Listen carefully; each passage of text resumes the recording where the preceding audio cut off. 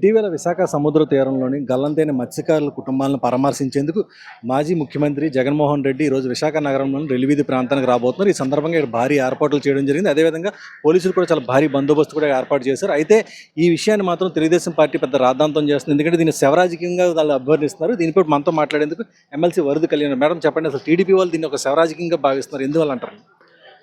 ఏమండి, మొన్న జరిగిన సంఘటనలో స్పష్టంగా ప్రభుత్వం తాలూకా నిర్లక్ష్యం కనిపిస్తూ ఉంది. ఎందుకంటే ఆ రోజు 4వ తేదీ సాయంత్రం 3:30కి సంఘటన జరిగింది. 7 వరకు కుటుంబ సభ్యులు వెతికించి దొరకపోయేసరికి అధికారులకు సమాచారం అందించారు. సమాచారం అందింది అని ఆర్డీఓ గారు కూడా చెప్పడం జరిగింది. అంటే ముందు రోజు నైటే అందిందని. రెండో రోజు ఉదయం 5:30కి అందిందని చెప్పి త్రిసభ్య కమిటీ చెప్పిన పరిస్థితి విన్నాం మనము. 10 గంటలకి సమాచారం తెలిసింది అనేసి మత్స్యశాఖ కమిషనర్ గారు చెప్పారు. అంటే అధికారుల మధ్య ఎంత సమన్వయ లోపం మనకు అర్థమవుతూ ఉంది. 9 గంటలకి కూడా, అంటే 5వ తేదీ ఉదయం 9 గంటలకు కూడా ఒక బోటు కానీ హెలికాప్టర్ కానీ రాలేదని బ్రతికి బట్ట కట్టిన చిన్న అనే వ్యక్తి ఈరోజు చెప్పిన పరిస్థితి మనం చూస్తూ ఉన్నాం. అంటే ఇందులో పూర్తిగా ప్రభుత్వ నిర్లక్ష్యం స్పష్టంగా కనిపిస్తూ ఉంది. అదే ప్రజలు కూడా చెప్తూ ఉండే పరిస్థితి మనం చూస్తూ ఉన్నాము. అసలు ఇన్ని రోజులు అయింది, ఎందుకు చంద్రబాబు నాయుడు గారు, లోకేష్ గారు పరామర్శకు రాలేదు? స్థానిక మంత్రి అయిన అనిత గారు అసలు ఆవిడ ఉన్నారా, రాజీనామా చేసి వెళ్ళిపోయారా? వీడియో కాల్లో పరామర్శ ఏంటండి, మరీ దారుణం. స్థానిక మంత్రి అయ్యి ఉండి ఆ ఇంట్లో ఉన్న ఆడవాళ్ళు ఎంత రోధిస్తూ ఉన్నారు, వచ్చి పరామర్శ చేయాల్సిన బాధ్యత ఆమెకు లేదా?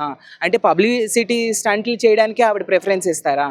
అలాగే మత్స్యశాఖ మంత్రి పక్క జిల్లాయే, ఎవరు అచ్చెన్నాయుడు గారు, అతను రోజు విశాఖపట్నం మీదుగానే శ్రీకాకుళం వెళ్తూ ఉంటారు.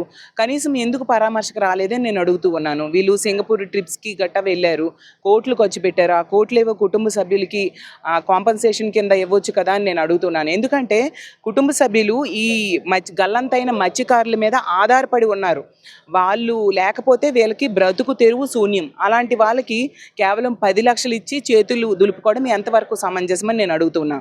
అంటే మత్స్యకారులు అంటే పూర్తిగా వీళ్ళకి నిర్లక్ష్యం, వాళ్ళంటే చిన్న చూపు అనేది స్పష్టమవుతుంది. ఆ రోజు చంద్రబాబు నాయుడు గారు మత్స్యకారులకి అంతు చూస్తానని ఒకప్పుడు అన్నారు. అదే చంద్రబాబు నాయుడు గారు ముఖ్యమంత్రిగా ఉన్న ఈ ప్రభుత్వంలో ఇంతమంది మత్స్యకారుల ప్రాణాలు తీసి ఈరోజు అంతు చూసిన పరిస్థితి మనం చూస్తూ ఉన్నాం.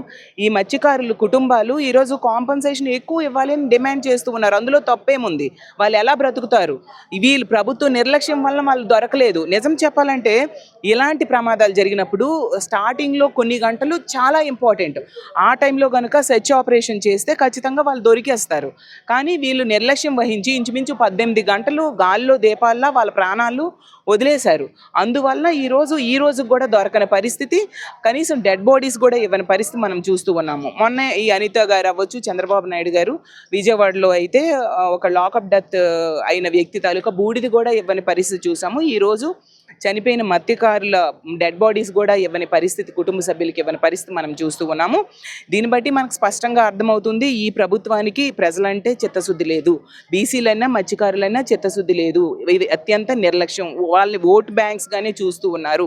ఓట్లు వేయించుకోవడానికి మాత్రమే వాళ్ళని ఉపయోగించుకుంటూ ఉండే పరిస్థితి మనకు కనిపిస్తూ ఉంది. ఖచ్చితంగా వీళ్ళ అహంకారాన్ని మత్స్యకారులు అవ్వచ్చు, బీసీలు అవ్వచ్చు గమనించారు. ఖచ్చితంగా రానున్న రోజుల్లో వీళ్ళకి బుద్ధి చెప్పడానికి వాళ్ళు సిద్ధంగా ఉన్నారని తెలియజేస్తూ ఉన్నారు. మేడం, గతంలో వైసీపీ ప్రభుత్వం అంటే ప్రభుత్వంలో ఉన్న టైంలోనే ఫిషింగ్ హార్బర్లో దాదాపుగా 40కి పైగా బోట్లు అగ్నికి ఆగుతాయి. కానీ ఆ సందర్భంలో వాళ్ళని కూడా కుటుంబాలను కూడా జగన్ పరామర్శించారు. మరి ఇప్పుడు ఎందుకు వచ్చి దీన్ని రాజకీయం చేస్తున్నారని అడుగుతున్నారు. చెప్తున్నా అండి, అప్పుడు మా పార్టీ ఎంతగా స్పందించిందో ఒకటే ఎగ్జాంపుల్. కేవలం 48 అవర్స్లో వాళ్ళకి ఇంచుమించు 50 లక్షల వరకు ఒక్కొక్క బోటుకి కాంపన్సేషన్ ఇచ్చారు. ఇప్పుడు ఏంటంటే 10 లక్షల. ఆ కుటుంబాలకి ఏం సరిపోతుంది?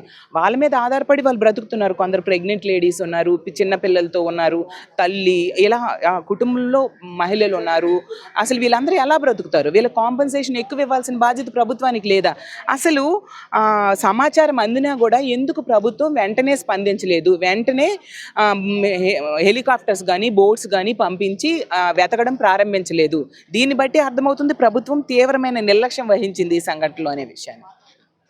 సో మొత్తం మీద ఈ యొక్క పూర్తి బాధ్యత ప్రభుత్వమే వహించాలని చెప్పేసి వాళ్ళు చెప్పడం జరుగుతుంది. ఇది ఇక్కడ ఉన్న తాజా పరిస్థితి.